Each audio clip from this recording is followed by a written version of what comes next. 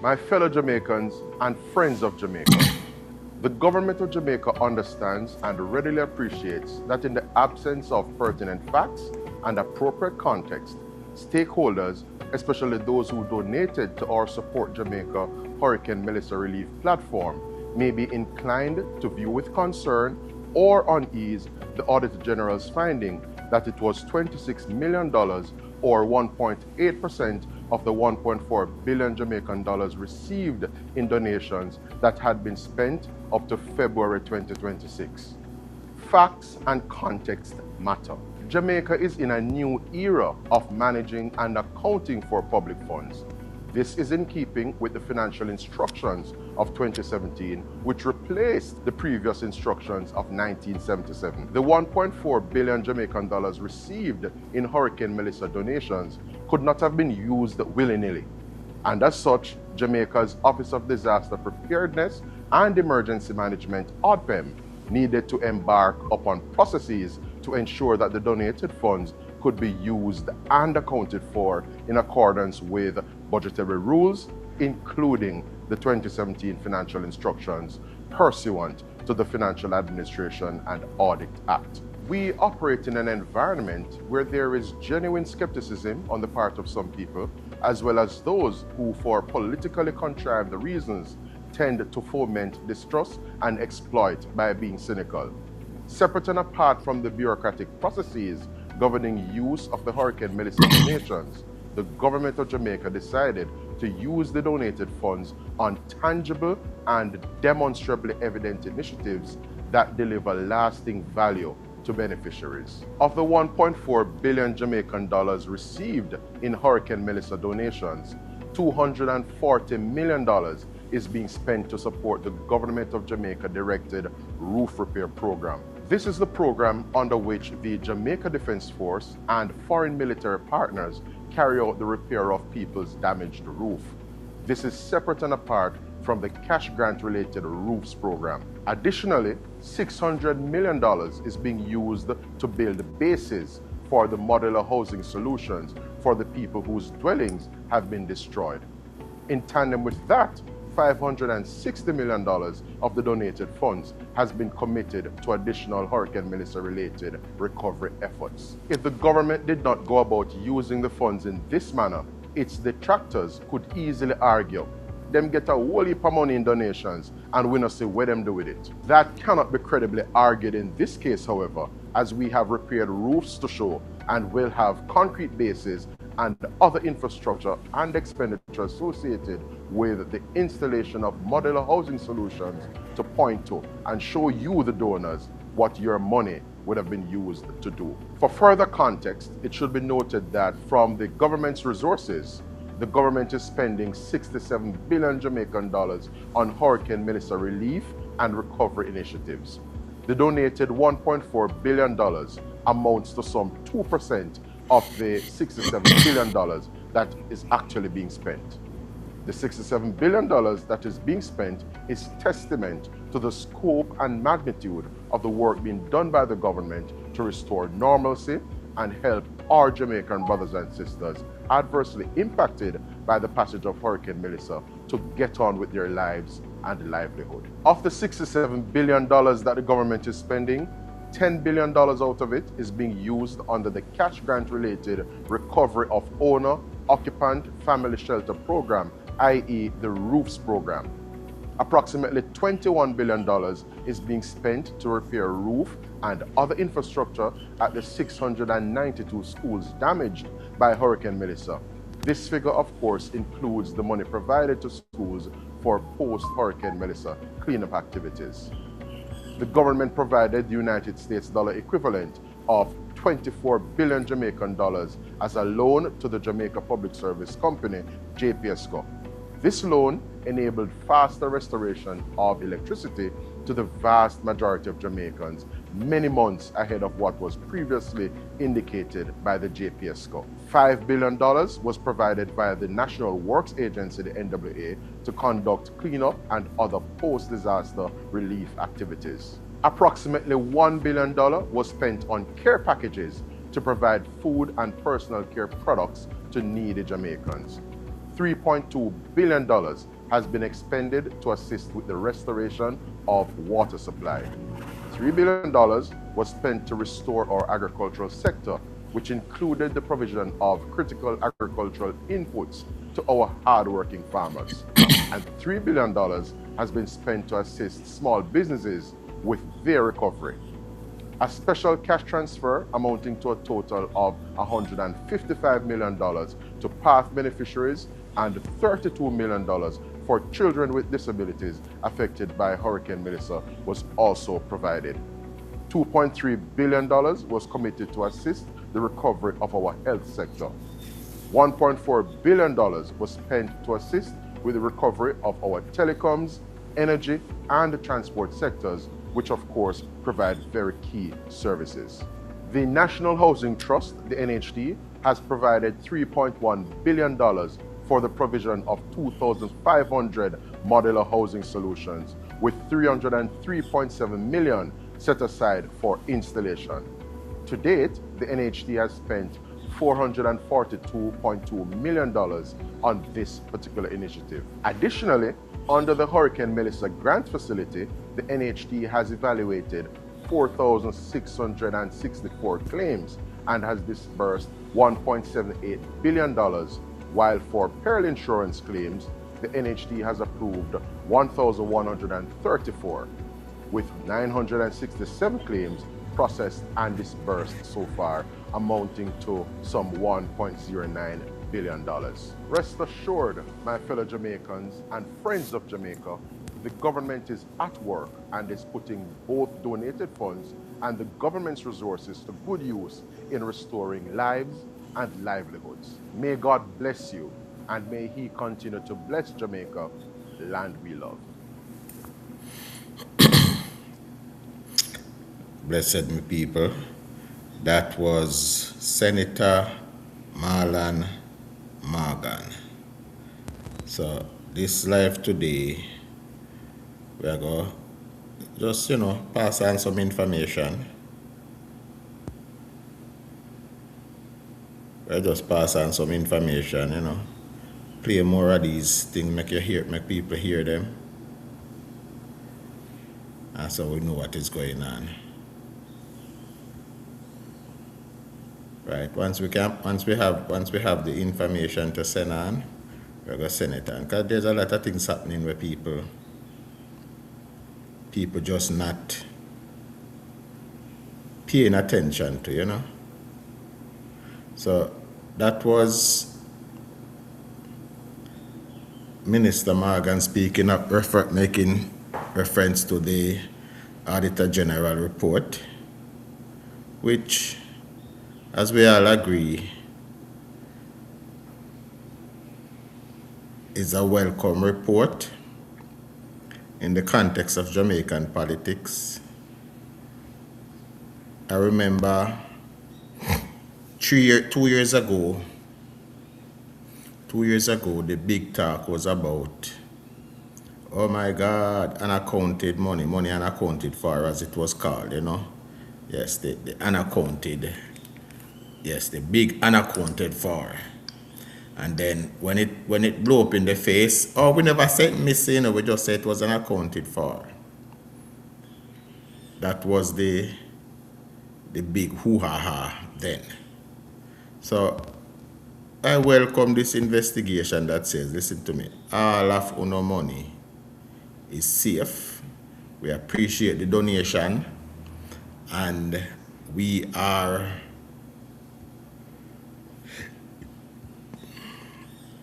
we are taking good care of them. The fitness of motor vehicles. And we took a decision, we're going to change how you pay for your registration of your motor vehicles. This is not the one. And when we came up with the idea, you know, there are a lot of technical people who are saying, boy, it can't work.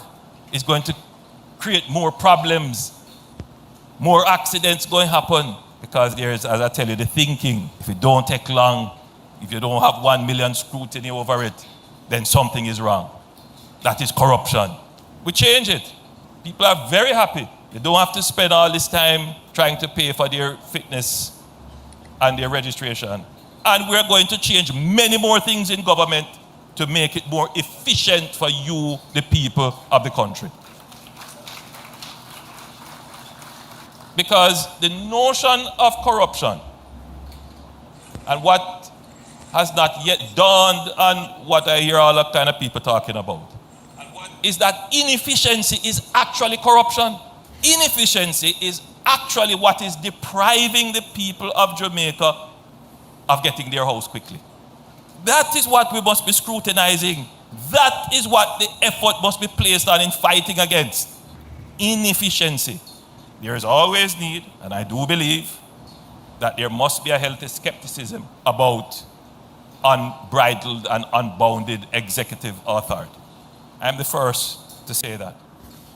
But you can't get anything done by committees.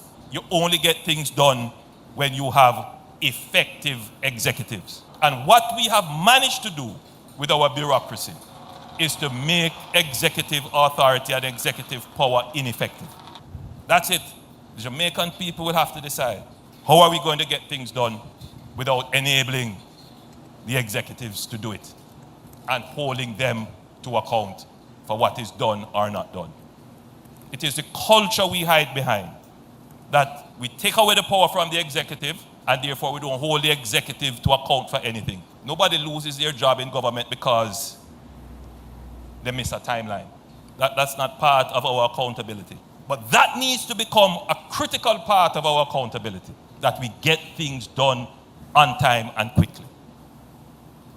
I don't hear one person from civil society or anywhere talk about efficiency. My job is not to follow the common thought. My job is to look at things differently, to see the alternative, to chart a better course for the future we all claim we want. Because when you talk to all of them, they say, oh, we want the same prosperity, but none of them can show how that prosperity is to be delivered. We are changing St. Thomas. And we have changed St. Thomas in tangible ways. You see it when you come here. The change is happening in front of you. And we want to continue to do that. I shared something with you. We took a... There we have it. Right, so as I said, we're going to go through. Yesterday was the first run over here. We're going to continue with a little more. And we are trying to set up everything. And in fact, I'm actually trying to find, I'm actually testing out a new sharing platform right now.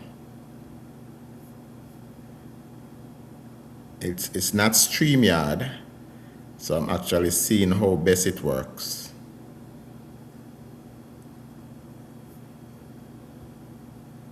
I'm actually seeing how best it works.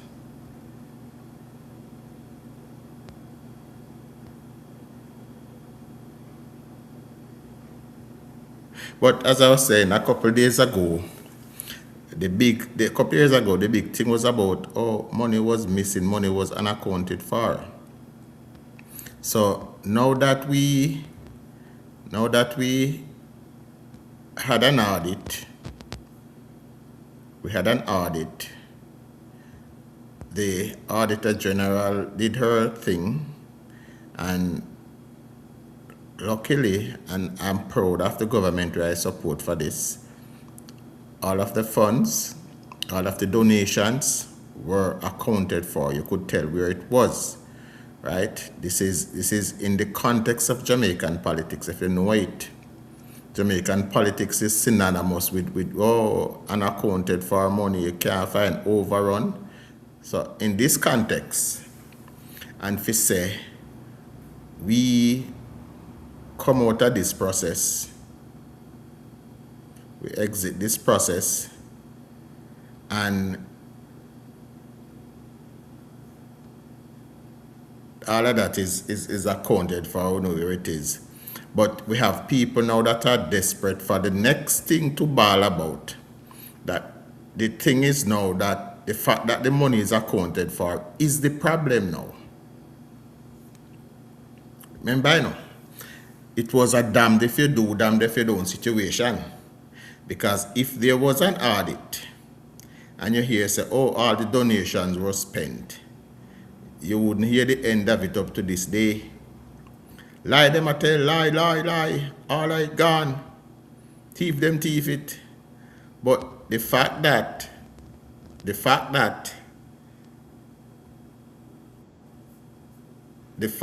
couldn't. The speaker were a man, and it's do you know what is unfortunate, listeners and viewers? That if the speaker were a man, and it's unfortunate that this is a woman who is saying this, if the speaker were a man, Nikisha Burchell would not say those things about the speaker. That is also partly what is entirely unfortunate about this sordid episode. But Nikisha Burchell, unfortunately, has to be diagnosed with foot and mouth disease because she has put her foot in her mouth. How do you speak about the Speaker of the House of Representatives like that? This is how we begin, if we do not nip this thing in the bud, to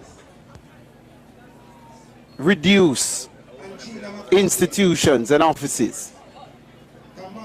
And you know, these mistakes I find, Nora, and listeners and viewers, are very often made on some of these platforms that are meant to be populist, where they want to try to speak to the masses, as it were, a certain demographic grouping.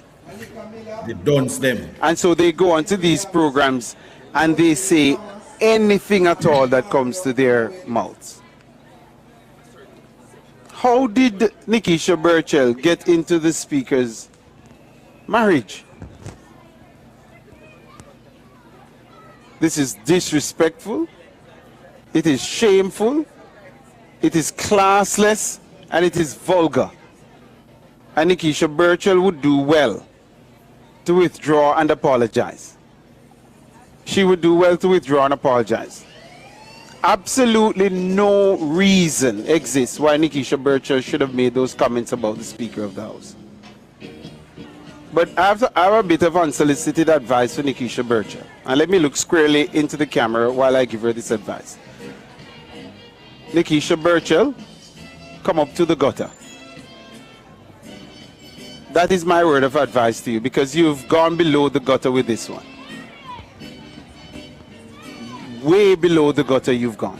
So my advice to you is come up to the gutter and do not allow what could be a decent political career to be derailed by this kind of indecency. It is unbecoming of you, Nikisha Burchell. Not unbecoming of her. We must not, even if we are not pleased with the office holders, there's a certain respect that we must accord to the office at all times. And this falls below that bar, Nikisha Burchell. And I do hope that the Nikisha Burchell will withdraw and apologize with this. I don't see that coming on Taiwan. But as I say, my people, just bear with me. This seems a bit up and down for the time being. But I'm simple testing. I'm going to try to add a guest in a minute. I want to see how it works. I'm actually just testing a new platform here. This is new. I've never used this one before. It is something totally different from StreamYard, and I'm testing it. So bear with me, guys. As I say, YouTube will be the source of our information from now on, with an occasional stopover by TikTok. But as Tyrone was saying, I said it yesterday, we have to respect the office, but leave the office alone for now. Nowadays, now what we have in Jamaica is a trumped up scandal that, you know, we have missing funds. That's what we had before. Don't listen to the mischief makers. They will want to tell you otherwise. They will want to tell you that a thief will thief the money. No, we can't thief the money. Because the money that them claim we thief, now they must say we not spend it. But the Minister of Labour alone have spent over $10 billion. December 2nd, last year, the Prime Minister said the money that comes in that's donated is going to go towards providing housing materials for the people. So I don't, you know, when people are saying we're not spending, but the Prime Minister said it was for a particular purpose. And we're just seeing the modular homes come in now. They're going to need a base. That's what most of the money is going to go towards. So the next time you hear somebody talk about it, just tell them. We're not just saying this today because the Auditor General's report came out. Go back and look in the records. Thank you, Favor. Again, the trumped up scandal is that the money is still there. And in the context of Jamaican politics, if you know it, that is always a welcome change. It is still there, right? But the Prime Minister recently made some comments about the incident in Montego Bay involving the young lady. We are going to bring it.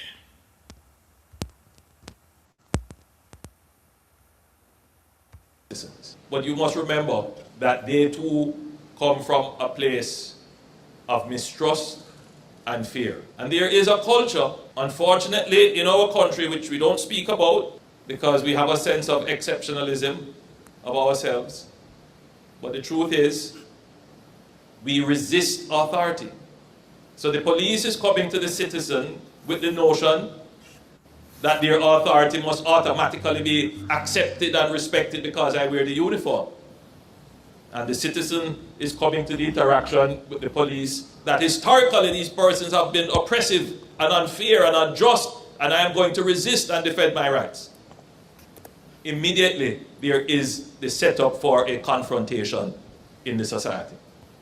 This cannot continue as we seek to modernize our society. There must be a watershed period where this ends. In the same way that we have been able to end political violence and we are now getting on top of murders, the police force must now lead in dealing with how we manage police-citizen interaction.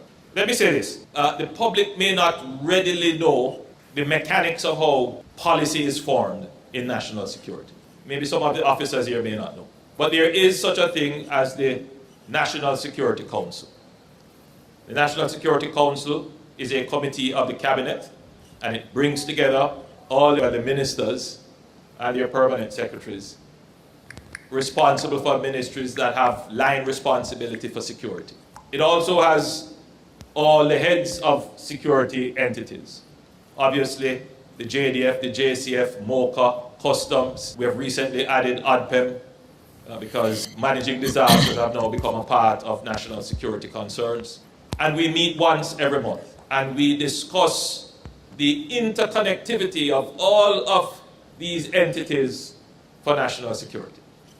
And high on the agenda, repeated on the agenda, I've raised it several times to the Commissioner of Police, is the uncivil interactions between citizens and the police force. I've seen it so often, it is shared on social media, it makes the country look bad. damaging to our image. It is now time that the JCF develops and deploys, along with other stakeholders, a national public education campaign to Hold on. Shika, you hear what is being played? Yeah, I'm hearing. Good. I don't want to use the word teach, but that's what it comes down to. Now I'm testing a new app. This is not StreamYard. It is called Evmock. I Right? like this. I like this. It is very nice. Now what I'm gonna do, I'm gonna set up a subscription for it and then go Oh. forward.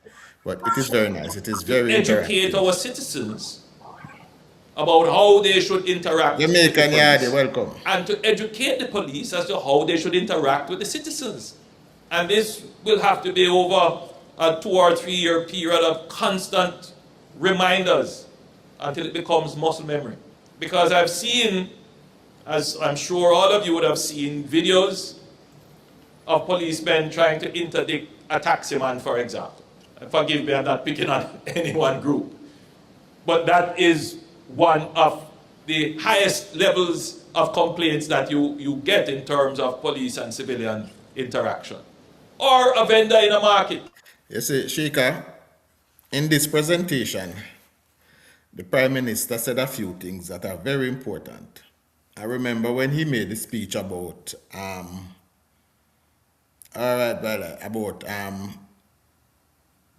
meet the judge Judge and make Judge America. Jamaica. Everybody grab onto that line, and it is the wickedest thing I've ever said. Now I am looking to see if the same hypocrite are going to grab on to the points he made here. When he says, listen to me, we just come from basically myself, we are aggressive, we resistance to rules, we resistance to law and order. And that needs to change. He also calls for a training of people, recondition, a national campaign to let people know that, listen, the police are not your enemy. And to also train the police to realize that you're not at war with the citizens. But Chuck, I think the challenge we're having, you see, I see a lot of people, Chuck, who are trying to stand up to these people and let them know that you are wrong. What is happening in the country is wrong. But then we have some people who claim to be influencers, Chuck, who are influencing the people down the wrong path, because you have people telling people, oh, it's okay, let us go and fight the police, but no one was saying let us take back our communities when the Dons were taking over the communities. So it's like we have people influencing the people them wrongfully. Nobody is saying that when you can see redress from the court if you feel like you have been wronged by the police. And I was also listening to what's his name yesterday, Delroy Chuck made some very very valid points, and I know it flew over a lot of people's head, and I know that Chuck, a lot of people did not listen to what he said. I shared the link, but I don't know if others saw it, where he said once there's a threat posed to the police, in order for him to de-escalate the situation, there can be loss of life. He said that, but a lot of people is not going to take that into consideration, and he says it's not my law, it is the law of Jamaica. So, Chuck, people are being influenced. People with beautiful speaking, people are influencing the people wrongfully, and that is the problem we're having in Jamaica. Well, I say I think something need to be done about people like that. There has to be. I think the country need a social media policy.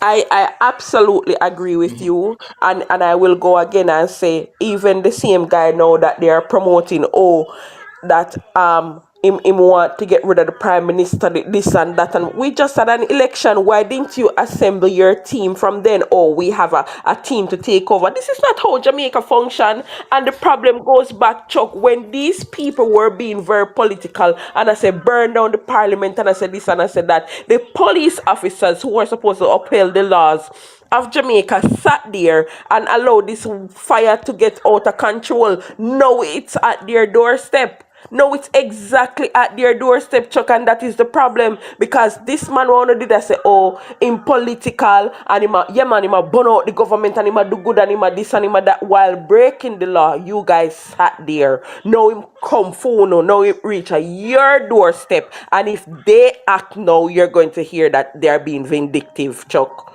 You You see, know who I'm talking. I know exactly what you're talking, but I won't be calling his name. But I think the police need to do something. When you say you want to get rid of the leadership of the country and you have a group ready to take over, that is a threat.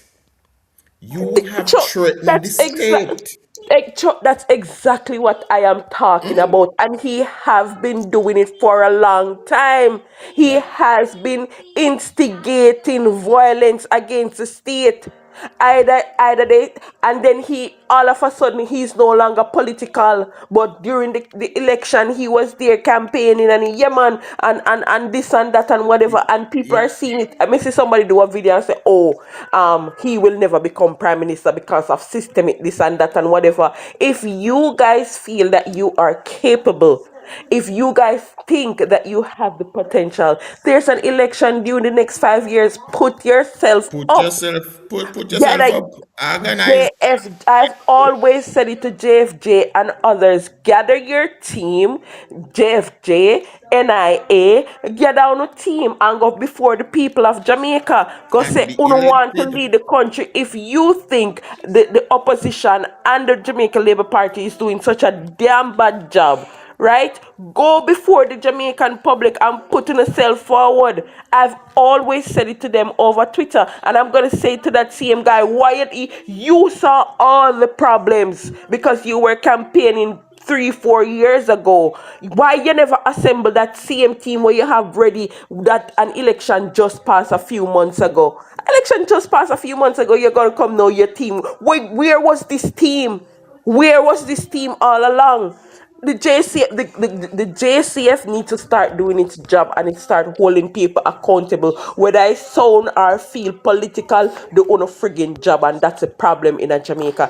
Whenever them start holding people accountable, we will start to changes. But you can't have this this fire spread, and them just a show guess, and when it reach at your doorstep, now you can't do nothing. He's been literally been advocating for the two police officers to be unalive in a nutshell. I mean, it and sound and angry, but I am just kind of and he has me been just brawling with tired. it too. I Right? am But as just I say, tired. Shika, we need a national social media policy. That is what we need. And people who use social media to mislead and to threaten the state must be held accountable, whether they are in Jamaica or they are in any country that they feel them can sit down and do it. The long arm of the law need to stretch across the borders and get these people. Chuck, Jamaica need to do that there's a case urgently. going on in one of the US states now. I don't remember. The guy is racist, right? And I think he got into some altercation and it turned out very bad with guns and all of that. And Chuck, one of the stipulation by the judge was that he's not him and him people them not supposed to depend no internet. You hear me say, Chuck? No internet. No That internet. Jamaica needs that. And we see how much people get get sued for defamation, and them still sit down and have them computer and access to the internet and do the same damage, Well, you see, right? the damage in this instance was done way back by the very same man, now, Mark Jefferson Golden, when he was Justice Minister. They took a step to remove the criminal aspect of the defamation law. So it is now basically just a civil thing. So there is no punishment for it. Brave said, so control the media. No, I did not say media. I said social media, Brave. There is law governing traditional media, but there is no rule governing social media, Brave. I did not say the media. I did not say control anything like a dictatorship. I said we need a social media policy. If that is what you get from what I say, then it is evidence that we does need the policy because it's not everybody supposed to be on social media, to be honest.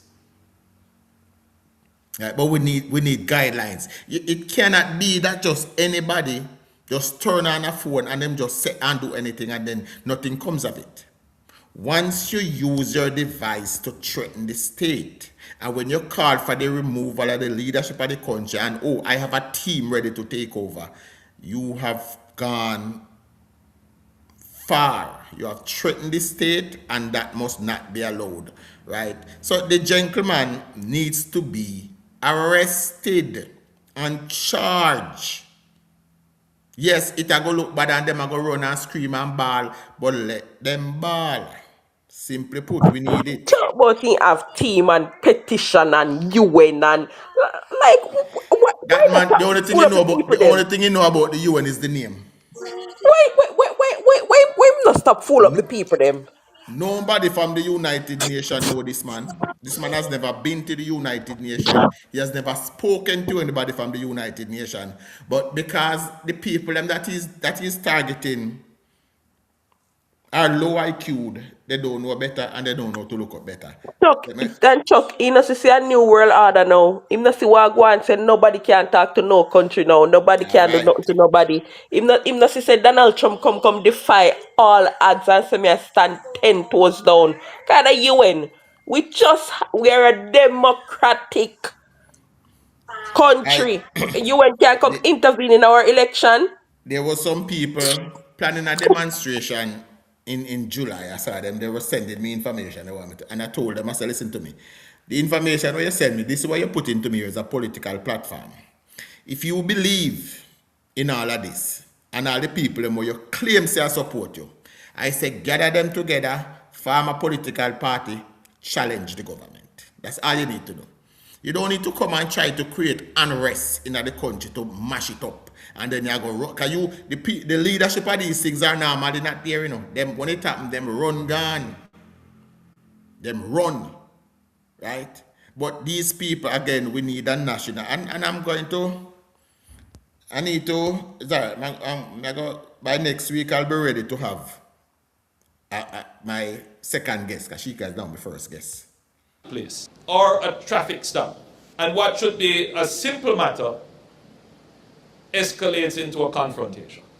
I have had so many letters written to me, and I've spoken on this before. One in particular of a young lady who had an interaction with the police where she didn't see that the police was stopping her. The police pursued her. She panicked. She eventually stopped. And this is a young lady driving at night. She's alone. And the officers came out, and you can just imagine the colorful fabrics that were described to her. I have had letters written to me about two young men driving. Shika, this one give me a feature where I can press a button and just talk to you alone. I'm like this. This is going to be me one going forward. But I gotta try it out One too. night they were stopped by a patrol. They wound down their windows to see M16 rifles in their forehead. They're not criminals, they're not being threatened that they could be shot right now and nothing would come out of it. These are things that our citizens experience on a daily basis. I'm sure all of you here who are about to be promoted, these are not things that you tolerate, but you will be leading the men and women who sometimes do these things. You must identify them in your stations, send them on additional training, interdict them. Wildlife. One was planned for last week, Tuesday too, but these things don't materialize anymore. So, you know, I think them have several persons overseas that are sending money. Because remember, you know, these overseas, and that's why I say we need a policy that once you're overseas, if you're overseas and you're trying to stir up unrest in the country, the law needs to come for you. These people are on social media every day and they're sending money to people in Jamaica to stir up unrest. The government, the security forces need to start taking this seriously. Or seek their separation, because where we are now in the development of the country, that kind of behavior cannot continue. You don't have to tell me how difficult it is sometimes.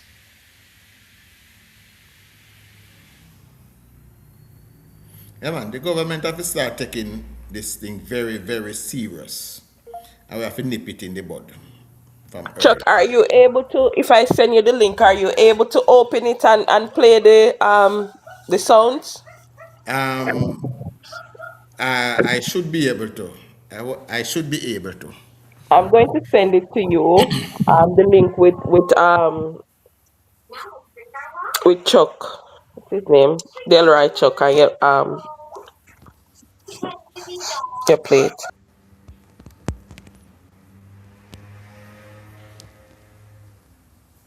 It's amazing sometimes you see the policeman trying to arrest someone and the person is resisting. You know what the psychology is? First of all, they believe that in resisting, they can escape. That somehow the charge that is going to be preferred on them will go away if they resist. And the public needs to be educated that you are not going to be able to escape law enforcement. There's a classic case recently of a biker believing that he had escaped the police. And the police made a point to go and get him peacefully the day after. The society in which we live, you can't hide. You can't hide. And if you are interdicted or give the lawful order by the police, the best advice is to comply and then make your complaint afterwards. But it makes no sense to resist the police. And the police needs to bear this in mind, because sometimes we see the police operating as the police have a social media presence. Right? The police are on social media. The police involved in all of the chat. The when you say I go on TikTok, the police in the chat, and the police would have analyzed these things, and the police would have been in a position to make assessment as to how dangerous they are,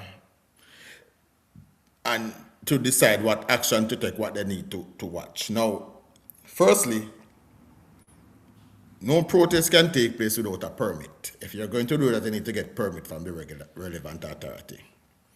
Right? I don't know what I say. Most of these people, they are simply taking money from these people overseas. That's what they are doing. They are milking these people overseas.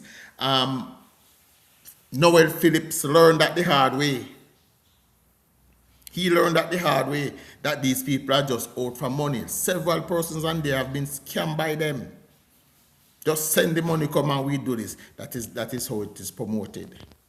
But as if the citizen has disrespected them personally, meaning that they have lost their professional standing totally to go now and trace with the citizens, as we say in Jamaica.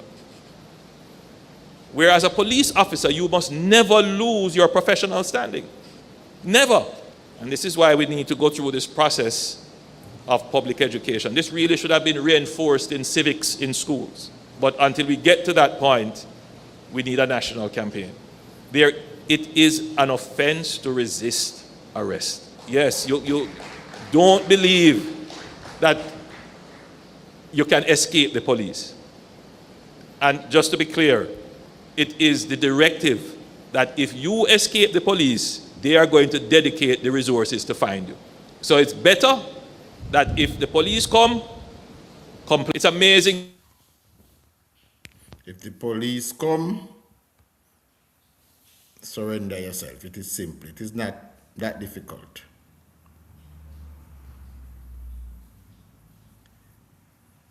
Right. But did I run through? Which one is this? There's another one I wanted to play.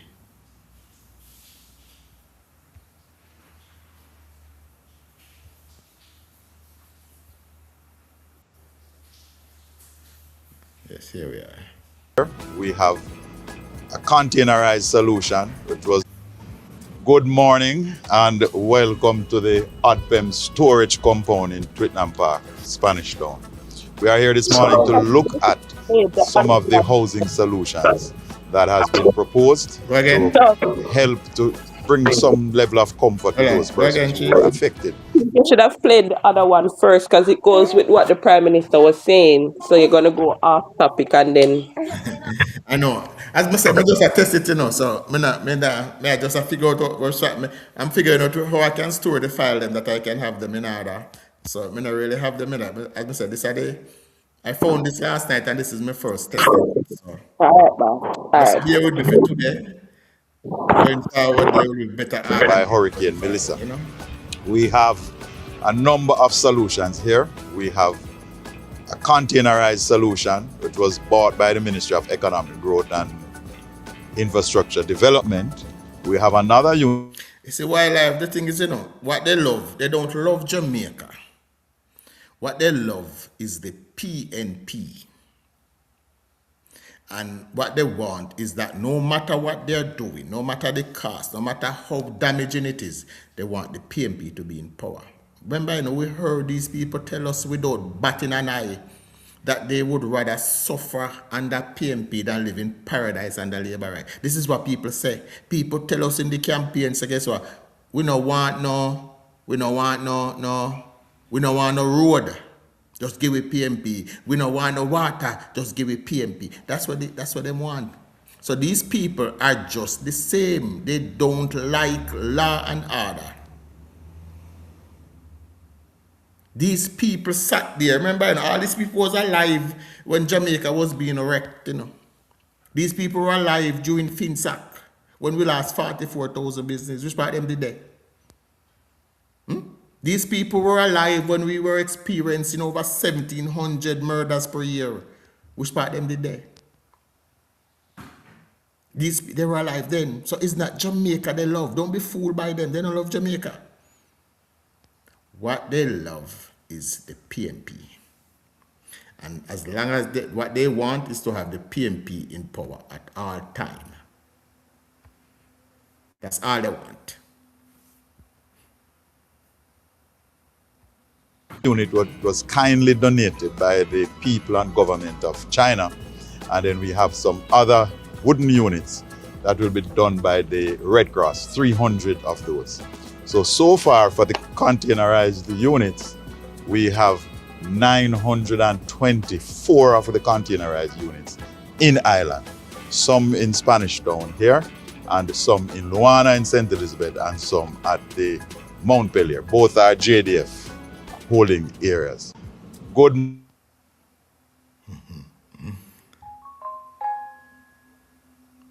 That was, all right, my people. Shika, guys, we are going to end this right here, but this will be our new platform going forward. And we're going to set it up properly, and then we can go forward. Shika, thank you. You were guest number one. all right.